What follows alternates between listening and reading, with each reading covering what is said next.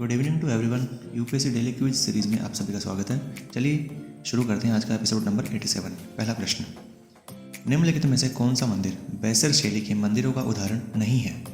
Option A Durga मंदिर जो एहोल में, ऑप्शन बी विरूपाक्ष मंदिर, ऑप्शन सी सोमनाथपुरम मंदिर या ऑप्शन डी गंगईकोंडचोलपुरम मंदिर।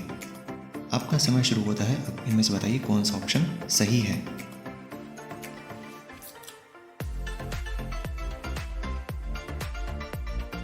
इसका जो राइट आंसर है वो ऑप्शन डी हो जाएगा। चलिए अगला प्रश्न देखते हैं। तारकश निम्नलिखित में से किसके बीच एक संयुक्त अभ्यास है, जॉइंट एक्सरसाइज है?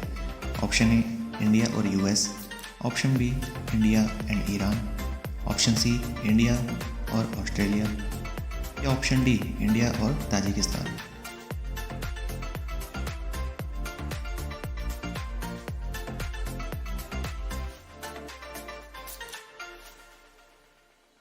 इसका जो राइट आंसर होगा वो ऑप्शन ए हो जाएगा। इंडिया एंड यूएस के बीच में यह अभ्यास किया जाता है। चलिए अगला प्रश्न देखते हैं। भारत में ईपीआर अर्थात विस्तारित उत्पादक उत्तरदायित्व को निम्नलिखित में से किस में एक महत्वपूर्ण विशेषता के रूप में पेश किया गया था? इसका मतलब इनमें से कौन से अधिनियम के तहत उसको पेश किया गया था? आपका ऑप्शन है ऑप्शन ए बायोमेडिकल वेस्ट प्रबंधन और हैंडलिंग नियम 1998 या ऑप्शन बी पुनर्नवीनीकरण प्लास्टिक विनिर्माण और उपयोग नियम 1999, ऑप्शन सी ई अपशिष्ट प्रबंधन नियम 2011 या ऑप्शन डी खाद्य सुरक्षा और मानक विनियम 2011। इनमें से बताइए कौन सा ऑप्शन सही है।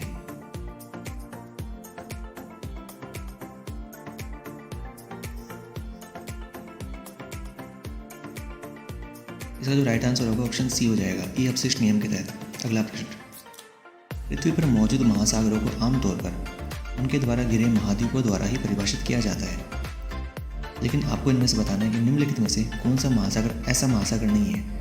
ऑप्शन ए प्रशांत महासागर, ऑप्शन बी हिंद महासागर, ऑप्शन सी आर्कटिक महासागर या ऑप्शन डी दक्षिणी महासागर। इसका जो राइट आंसर होगा ऑप्शन डी हो जाएगा, दक्षिणी महासागर। चलिए अगला प्रश्न देखते हैं। भाषण और अभिव्यक्ति की स्वतंत्रता संविधान के निम्नलिखित में से कौन से अनुच्छेद के तहत अंकित है? ऑप्शन ए अनुच्छेद 19(1) या ऑप्शन बी अनुच्छेद 19(1)(a), ऑप्शन सी अनुच्छेद 18(1) या ऑप्शन डी अनुच्छेद 18(1) सब क्लोज ए। आपका समय शुरू होता है अब।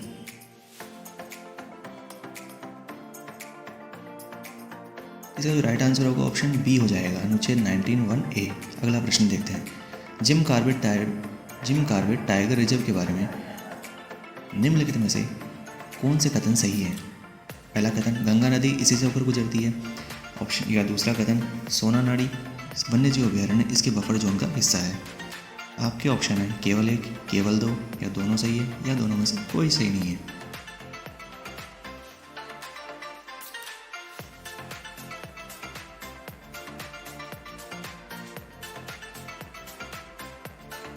इसका जो राइट आंसर होगा वो ऑप्शन बी हो जाएगा, क्योंकि यहाँ गंगा नदी नहीं रामगंगा इत्यादि नदियाँ इस जोन से होकर गुजरती है। अगला प्रश्न, निम्नलिखित कथनों पर विचार कीजिए। मिष्टी कार्यक्रम का उद्देश्य भारत के समुद्र तट के साथ मैंग्रोव वृक्षारोपण को सुविधाजनक बनाना है। दूसरा कथन, अमृत धरोहर योजना का उद्देश्य रोजगार के लिए आवश्यक उभरती टेक्नोलॉजी में युवाओं को फिर से कुशल बनाना है। आपके ऑप्शन है केवल एक, केवल दो, दोनों सही है या दोनों में से कोई सही नहीं है।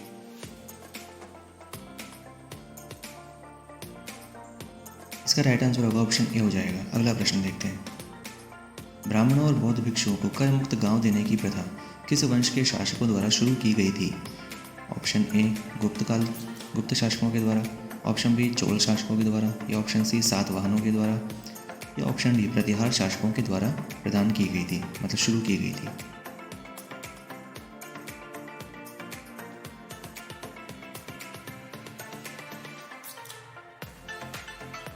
इसका जो राइट आंसर होगा ऑप्शन सी हो जाएगा, क्योंकि सातवाहन शासकों के द्वारा यह प्रथा शुरू की गई थी, ऐसा माना जाता है। अगला प्रश्न, निम्नलिखित में से कौन सा विश्वविद्यालय गुप्त काल के बाद प्रसिद्ध हुआ था? ऑप्शन ए कांची विश्वविद्यालय, option B Takshashila, option C Vallabhi या ऑप्शन डी नालंदा विश्वविद्यालय। इनमें से बताइए कौन सा इस प्रश्न का राइट आंसर है।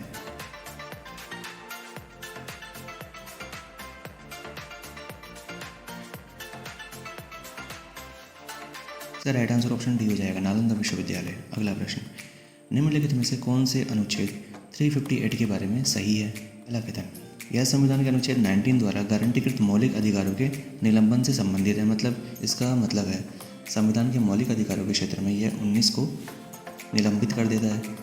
दूसरा कथन, यह केवल तभी लागू होता है जब बाहरी इमरजेंसी लागू होती है। आपके कथन है केवल एक, केवल दो, दोनों कथन सही है या दोनों में से कोई भी कथन सही नहीं है।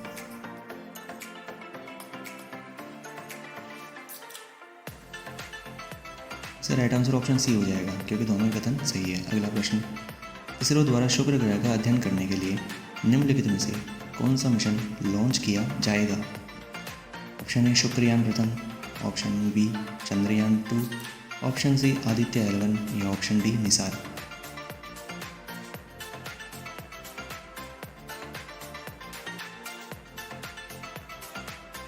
इसका राइट आंसर ऑप्शन ए हो जाएगा। अगला प्रश्न देखते हैं, पुनः संयोजक डीएनए में डीऑक्सीराइबोन्यूक्लिक एसिड तकनीक डीएनए को दाता जीव से विशिष्ट स्थान पर काटा जाता है, मतलब अलग किया जाता है, और वाहक या वेक्टर में डाला जाता है। डीएनए को अलग करने के लिए कौन सा एंजाइम यूज़ किया जाता है? आपका ऑप्शन है प्रतिबंध enzyme, option B ligase enzyme, option C polymerase enzyme या ऑप्शन डी डाइविंग एंजाइम।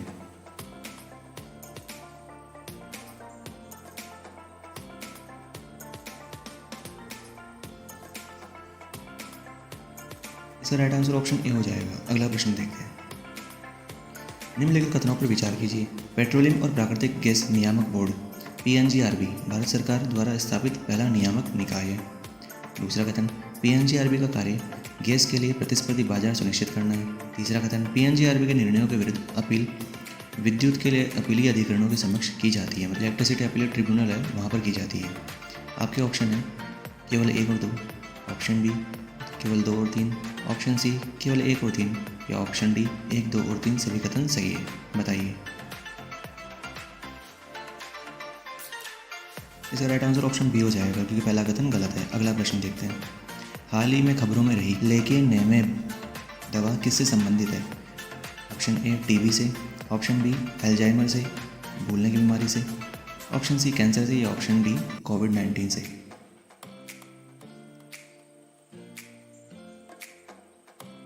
इसका राइट आंसर ऑप्शन बी हो जाएगा, अल्जाइमर से। अगला प्रश्न देखते हैं, पेट्रोलियम निर्यातक देशों के संगठन के बारे में निम्नलिखित में से कौन से कथन सही है? मतलब ओपेक के बारे में बताना है हमें इसमें। पहला कथन कह रहा है ईरान और इराक इसके संस्थापक सदस्य थे। दूसरा कथन, यह 1973 के जो तेल संकट के परिणाम के स्वरूप स्थापित किया गया था। आपके ऑप्शन है only 1, option B only 2, option C बहुत करेक्ट है या ऑप्शन डी तो दोनों में से कोई भी सही नहीं है।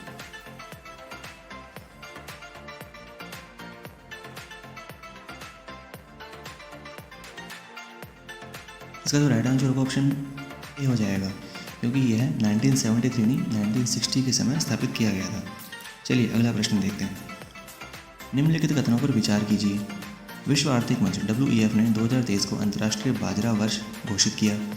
ऑप्शन जो दूसरा कथन है वही कह रहा है बाजरा लगभग 131 देशों में उगाया जाता है और एशिया और अफ्रीका में लगभग 60 करोड़ लोगों के लिए यह पारंपरिक भोजन भी है। आपके ऑप्शन है केवल 1, केवल 2, दोनों या कोई नहीं।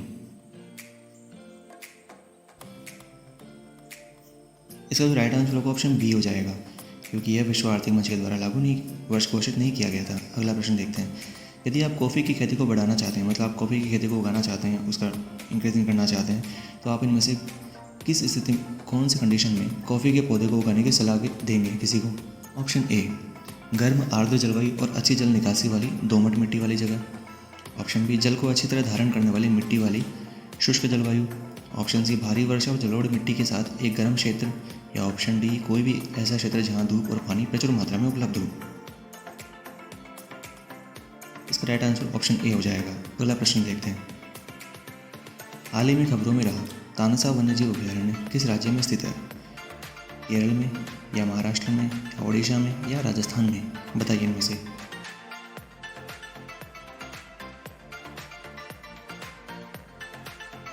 इसका राइट आंसर ऑप्शन बी हो जाएगा, महाराष्ट्र में। अगला प्रश्न, उन्होंने चट्टान से मंदिरों की खुदाई की कला का परिचय दिया और मंदिर वास्तुकला की द्रविड़ शैली उनके शासनकाल के साथ ही शुरू हुई थी। ऐसे कौन से शासक थे? आपका ऑप्शन है चेर शासक, ऑप्शन बी पल्लव शासक, ऑप्शन बी पूर्वी चालुक्य या ऑप्शन बी जाफना।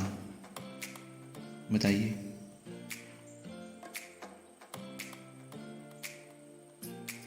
इसका जो राइट आंसर होगा ऑप्शन बी हो जाएगा, पल्लव शासक। अगला प्रश्न देखते हैं।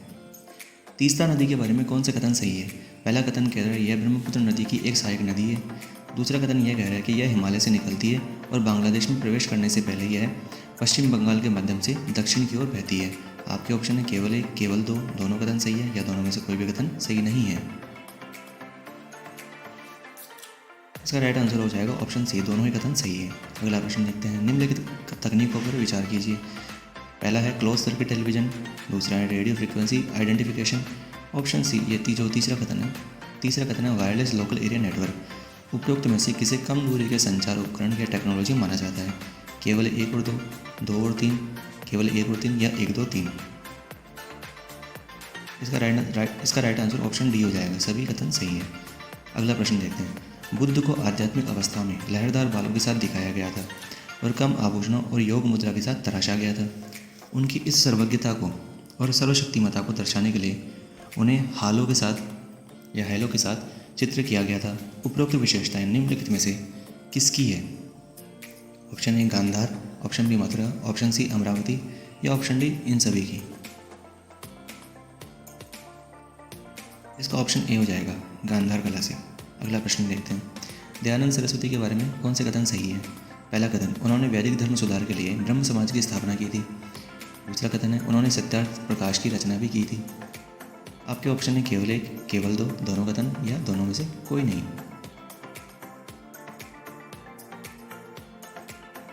इसका राइट आंसर ऑप्शन बी हो जाएगा, क्योंकि ब्रह्म समाज की स्थापना उन्होंने नहीं की, राजा राममोहन राय ने की थी। अगला प्रश्न देखते हैं। नागरिकता अधिनियम 1955 की धारा 6A जिसे संविधान पीठ को हाल ही में संदर्भित किया गया, यह किससे संबंधित है? पहला कथन, विदेशियों के रूप में पहचाने गए व्यक्तियों का निर्वासन करने से। दूसरा ऑप्शन है शरणार्थी का दर्जा प्रदान करने से। ऑप्शन सी विदेशी के रूप में पहचाने गए व्यक्तियों का पंजीकरण करने से या ऑप्शन डी डेप्रिवेशन अर्थात नागरिकता का अभाव करने से। आप बताइए में से कौन सा कथन सही है? ठीक है, इसका राइट आंसर हो जाएगा ऑप्शन सी। आज के लिए इतना ही काफ़ी है। अगली बार फिर मिलेंगे किसी अन्य वीडियो के साथ, तब तक के लिए धन्यवाद।